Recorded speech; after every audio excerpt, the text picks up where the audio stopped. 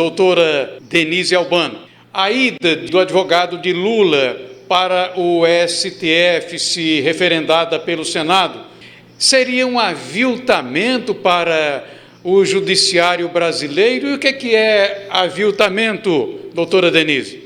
Bem, Erivan, e aí eu vou exercer o meu direito à liberdade de expressão. Espero que o direito de opinião, de opinar sobre fatos relevantes da vida do país e principalmente sobre questões que são relativas à área em que atuo, que é o direito. Eu estou no direito há mais de 30 anos, envolvendo tanto o período de estudo da graduação como professora. Ao final do ano eu completo 27 anos de magistério superior na área do direito, então eu opino dizendo que acho que é sim um aviltamento. Aviltar é contaminar, é rebaixar, é vilipendiar algo. E eu entendo que a Suprema Corte do país, a última instância da justiça, ou, como você sugere, eu também vou nessa linha, a última instância do Poder Judiciário, aquela corte que compete guardar a Constituição, os valores, os princípios consagrados ali, presentes no texto constitucional, como o princípio da moralidade pública, da impessoalidade, do respeito à legalidade, ao próprio valor da dignidade, também ali como princípio fundamental da Constituição. E eu entendo que a indicação de um advogado particular para a Suprema Corte do país é algo que sim a rebaixa, avilta essa corte tão importante no país.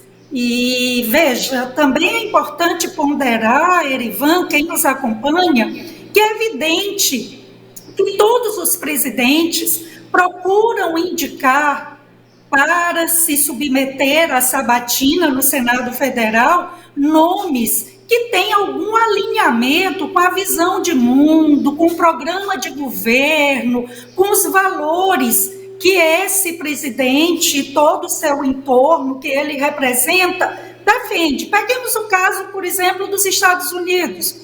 Quando o Trump foi eleito, ele sinalizou que a próxima vaga de ministro, né, lá eles chamam Justice, para a Suprema Corte Americana seria um ministro ou ministra, lá foi uma mulher que foi indicada por ele, juíza, com larga experiência, apesar de uma jovem na faixa de 40, 45 anos, mas ele indicou que indicaria alguém de perfil conservador, pró-vida, não é? Que não fosse a favor do aborto, de uma agenda progressista. Então, veja, esse alinhamento é da natureza das coisas, é da tônica mesmo da indicação.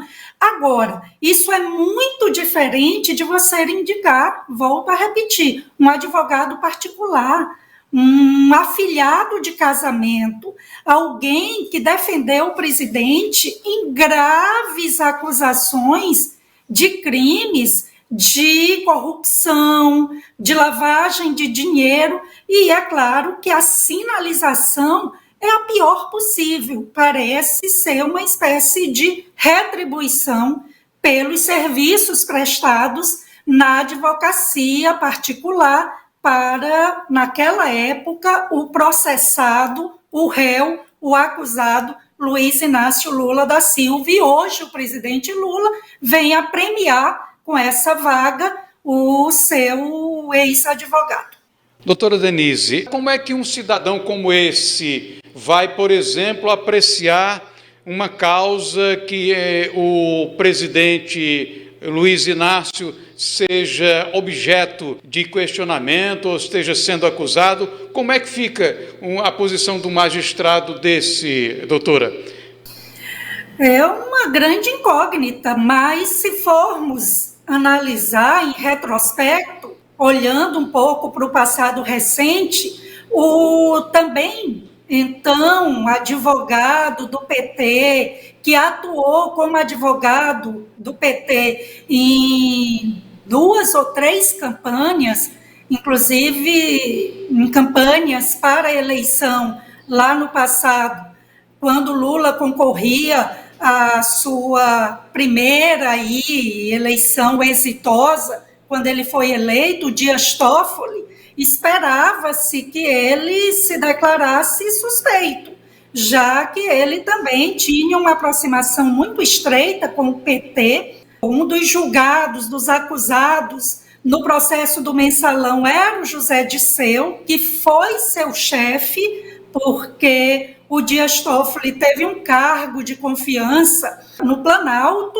prestando aí assessoramento jurídico à presidência da República, e o próprio Lula dizia, não é, lá no seu primeiro mandato, que o capitão do time era o Zé Dirceu, e o Dias Toffoli trabalhava diretamente com a chefia da Casa Civil, então sob o comando do Zé Dirceu, e era seu subordinado. E ele não se declarou suspeito. Então é de imaginar, com base em alguns precedentes, não é? Em situações passadas, de que ele provavelmente irá julgar matérias de interesse do Lula, de pessoas ligadas aí ao Lula, sem maiores entraves, sem maiores problemas.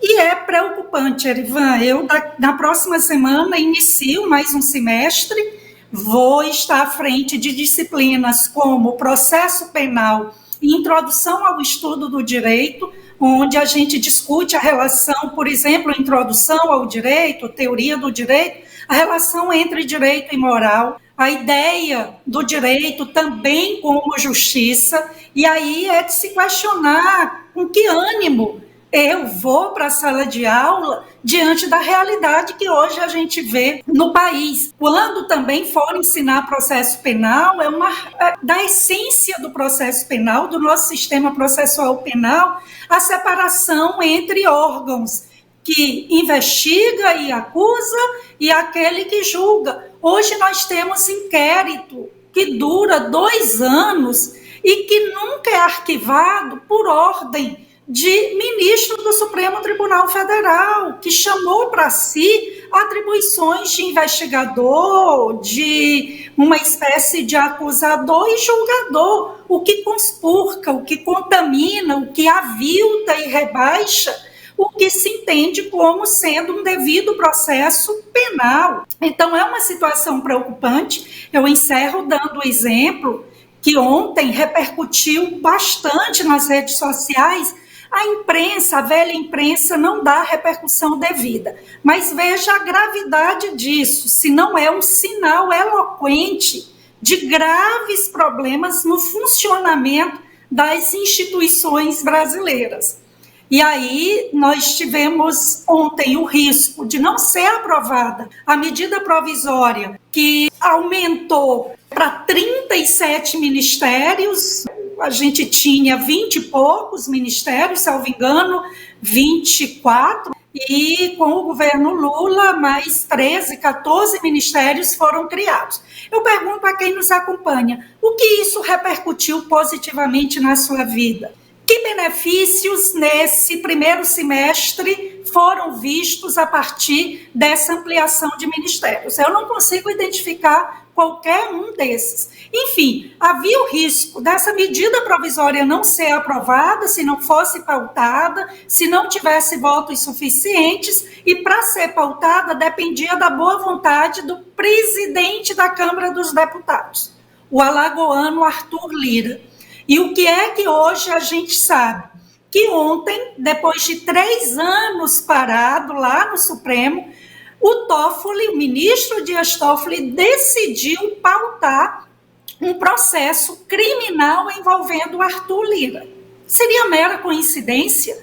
O processo estava adormecido há 3 anos, parado, esquecido. E aí, exatamente ontem, o ministro Dias Toffoli resolve, fazer com que o processo volte a caminhar e pauta para julgamento esse processo. E a notícia de hoje é que a Polícia Federal está desenvolvendo aí uma ação ligada à investigação de recursos relacionados a um apoiador, a um político muito próximo ao Arthur Lira. Dizem que essa investigação também pode repercutir nele. E aí há de se questionar, esses episódios são mera coincidência? É preocupante o quadro que a gente vê, vislumbra hoje no país, para dizer o mínimo, já que hoje a gente não pode